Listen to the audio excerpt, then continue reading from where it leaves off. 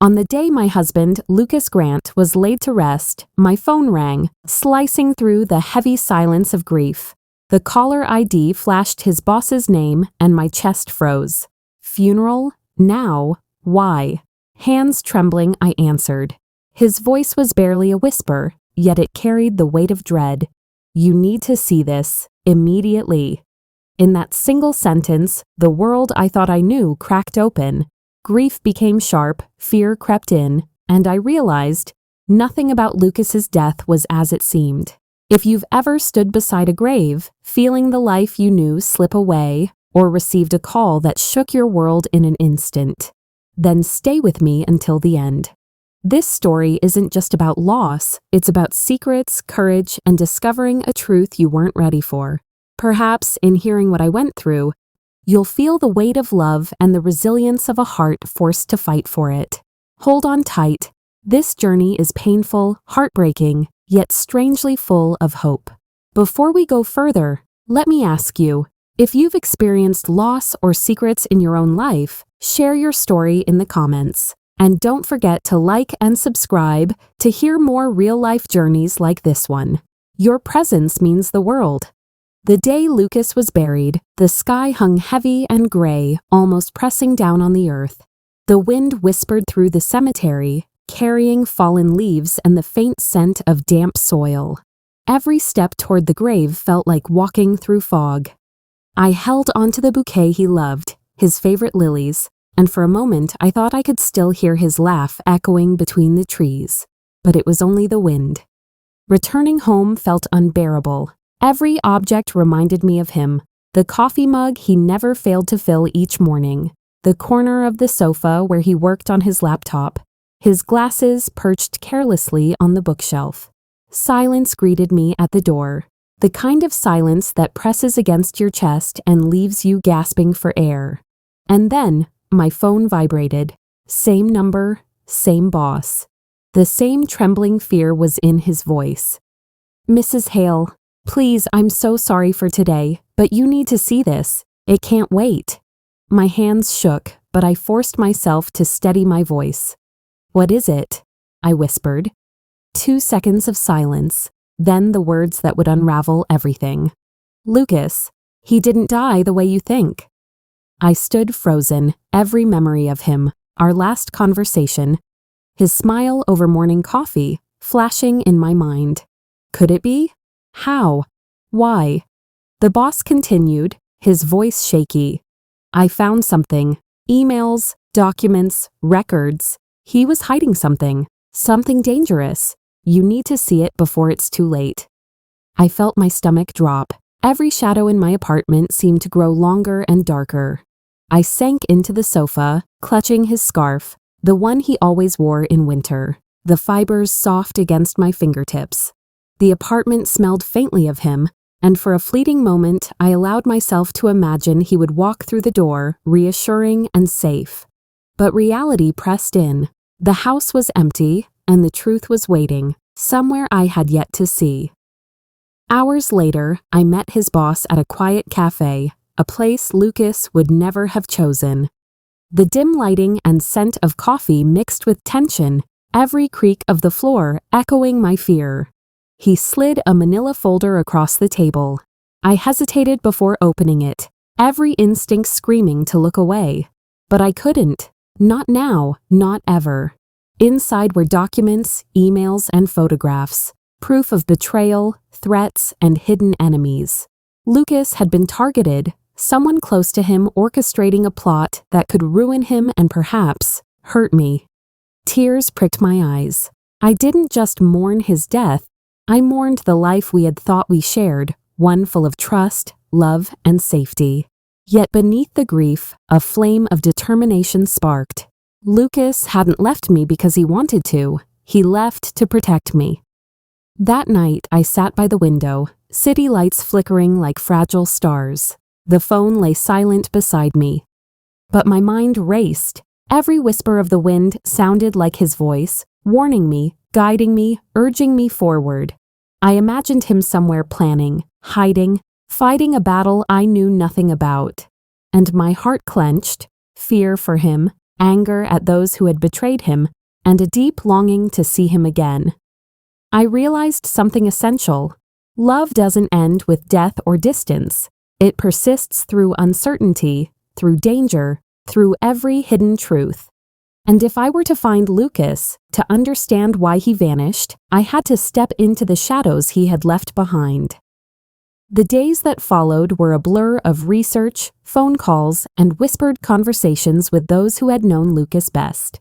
I uncovered the threads of a dangerous web, pieces of a life he had concealed, all to shield me from harm. Each discovery left me more anxious, but also more determined. I would find him, no matter what. And in those quiet moments, alone in our apartment that felt emptier than ever, I spoke to him in my heart. "I'll find you, Lucas. I'll bring you home, no matter what it takes." Over the next few days, I retraced every step of Lucas's last weeks. Each email, each phone record, each note he had left behind felt like a breadcrumb trail he hoped I could follow. And every time I thought I understood, a new question emerged, each one heavier, sharper, and more insistent. I remembered the way he smiled over breakfast, the gentle curl of his fingers around my hand, and the soft murmur of his voice as he hummed a tune while folding laundry. All those ordinary, precious moments now carried an unbearable weight. They weren't just memories, they were proof of the life someone wanted to shatter.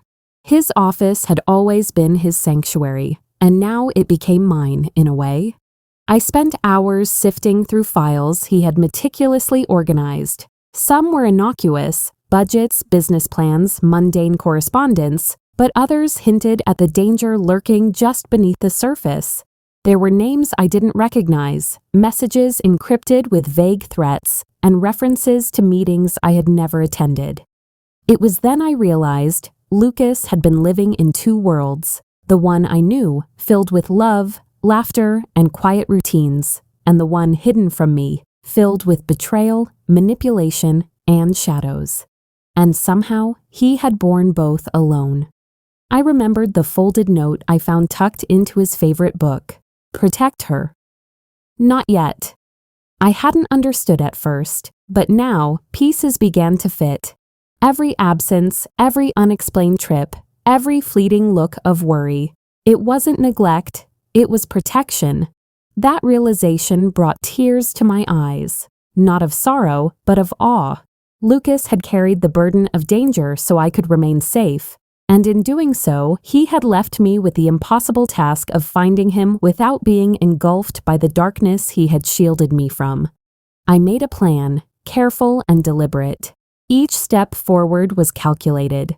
I couldn't afford mistakes. Not now, not when every shadow could conceal a threat.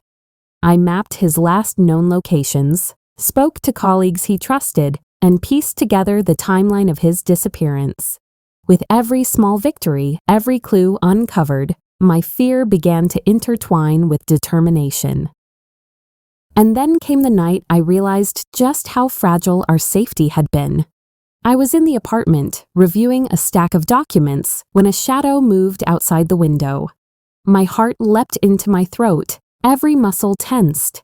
I didn't move at first, listening to the soft hum of the city below, and then, as if sensing my presence, the figure vanished. That moment changed everything.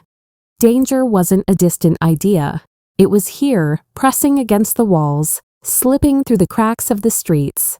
And yet, within that fear, I felt an unexpected clarity. Lucas had trained me without knowing it, to notice, to anticipate, and to endure.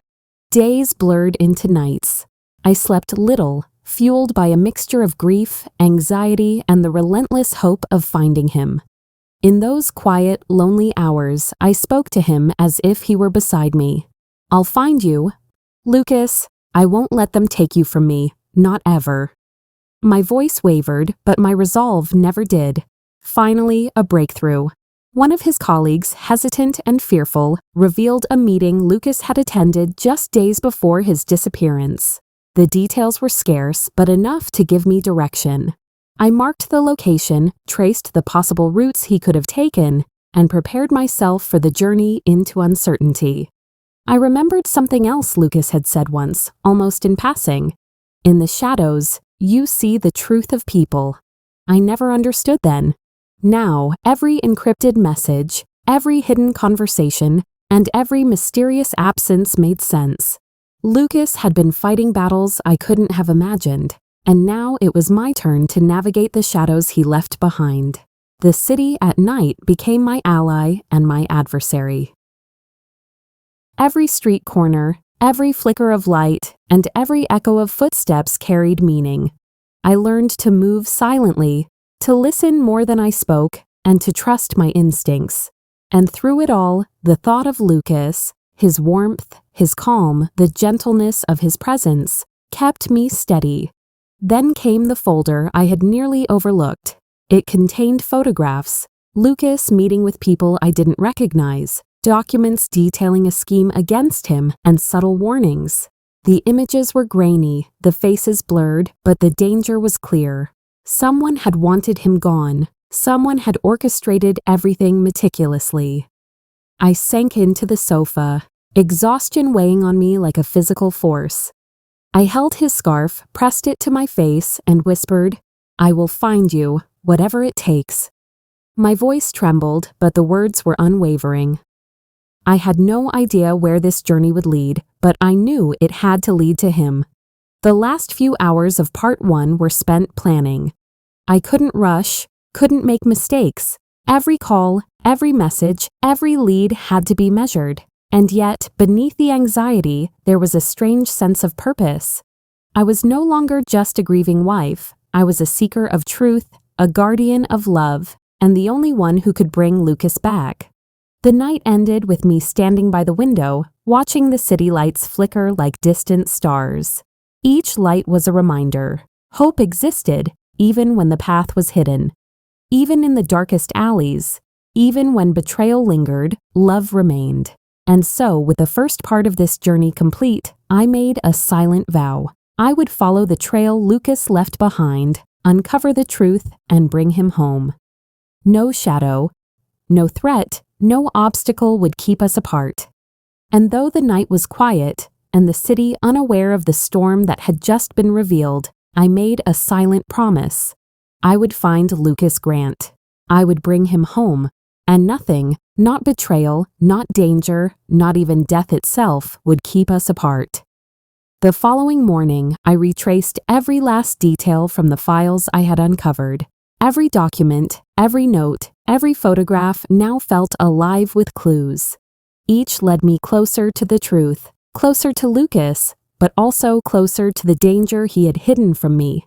The weight of it all pressed on my chest, but I refused to turn back. I couldn't. Hours turned into days. I learned to move through the city like a shadow, blending in, watching, and listening. Every glance from a stranger made my pulse quicken. Every distant car horn or echo in an empty alley set my nerves on edge. I had been trained for this by a man who had kept me safe, even in his absence, and now I carried that lesson forward. Then, late one evening, I found a lead I couldn't ignore. A small cafe tucked in a quiet district, one Lucas had mentioned once, long before his disappearance. I remembered how he had smiled, talking about the warmth of its morning sunlight and the scent of fresh coffee. Now, standing outside, every instinct screamed that this place held answers, or danger. I entered cautiously, scanning the room. The faint hum of conversation, the clinking of cups, the soft aroma of baked bread. It was ordinary, too ordinary. But then I saw him, Lucas, sitting in the corner booth, hair slightly disheveled, eyes scanning the room with the same calm vigilance I had known so well. Relief, disbelief, and overwhelming love hit me all at once. He looked up and our eyes met. No words were needed. The months of worry, the fear, the unanswered questions, they all melted in that single glance. And yet, I knew the danger hadn't ended. Not yet. "Lucas," my voice trembled. "I thought I'd lost you." "I know," he whispered, voice low, tired but steady. "I couldn't risk you. Not then. But I had to protect you, from them, from everything I couldn't tell you. I sat opposite him, heart pounding. The truth began to unravel. Betrayal from those we trusted most, threats I hadn't imagined, and the careful plans he had made to shield me. Every revelation carried weight, but through it all, love remained. Our love had endured fear, distance, and deception. It had survived. We spent hours talking, whispering plans, reviewing evidence, and plotting our next steps. Danger lingered outside those walls, but inside, for a brief moment, the world felt safe. Each gesture, each glance, each word reminded me of what truly mattered. Not wealth, not status, not power, but connection, trust, and unwavering devotion. Days passed as we worked quietly, deliberately, moving through the shadows with precision. Every step was cautious, every message, every call, and every interaction was measured. And yet, amid the tension, the ordinary moments we once took for granted became precious again. Sharing a simple meal, laughing softly over a memory, and holding hands while walking through a quiet street. In those moments, I realized that life's true richness lay not in luxury, but in presence, not in possessions, but in shared love, not in control, but in trust. Lucas had reminded me, through every absence, every secret, and every act of protection, that love was worth enduring fear, navigating shadows, and confronting betrayal. One evening, after we had secured the final pieces of evidence against those who sought to harm him, we sat together on a balcony overlooking the city. Lights flickered below, distant and indifferent to our struggles. The air was crisp, carrying a hint of rain from earlier. I watched Lucas's profile, the calm strength in his eyes, and the subtle curve of his lips, and I felt a profound sense of peace. "You don't have to protect me from life anymore," I said softly, gripping his hand. "I'm here, we face it together." His eyes glistened, reflecting the city lights. "I know," he replied, "and now we do." That night I understood something essential. Survival was not merely escaping danger. Survival was embracing life fully, with all its uncertainties, joys, and heartbreaks. It was cherishing each small gesture, each quiet moment, each shared smile. It was love, patience, and presence, guiding us through the storm. In the weeks that followed, our days grew quieter, yet more meaningful than ever. The apartment, modest and stripped of previous grandeur, became a sanctuary. Each morning's sunlight painted the walls with soft gold, reminding us of life's fleeting beauty. We found joy in routines that once seemed mundane: the aroma of fresh coffee, the hum of music while folding laundry, and laughter shared over an evening meal. Each act, no matter how small, became a meditation, a celebration of presence, resilience, and love. Outside, the world continued its indifferent rhythm. But inside our small sanctuary, we discovered the extraordinary in ordinary moments. Children played in nearby parks, street vendors hummed their melodies, and neighbors greeted us warmly, all fragments of life that reminded us of abundance, even in simplicity. Through everything, we never forgot the shadows that had threatened us. Strange cars, unfamiliar faces, and lingering threats reminded us of fragility. Yet fear no longer consumed us. It became a caution, a measure of life's preciousness. Lucas's hand in mine, steady and reassuring, anchored me through uncertainty. Together, we navigated life with patience, trust, and courage. And then, one quiet evening, sitting side by side on the balcony, I felt the weight of everything we had endured settle into something profoundly simple: gratitude. Gratitude for survival, for love, for second chances, and for the ordinary beauty that had once gone unnoticed. From this journey, one lesson emerges clearly: cherish the ordinary moments, value presence over possession, love deeply, trust patiently, and stand together through every trial. Life will test you. Betrayal may wound you. Fear may shadow your days, but with courage, care, and devotion, love endures, even when darkness surrounds you. To all who have listened, watched, and stayed with this story until the end, I offer my deepest thanks. Thank you for letting Lucas and me share this journey with you, for opening your hearts, and for walking alongside our experience. May you find strength in love, peace in quiet moments, and courage in the face of life's uncertainties, because in the end, it's the shared presence, the patience, and the love that carry us through, always.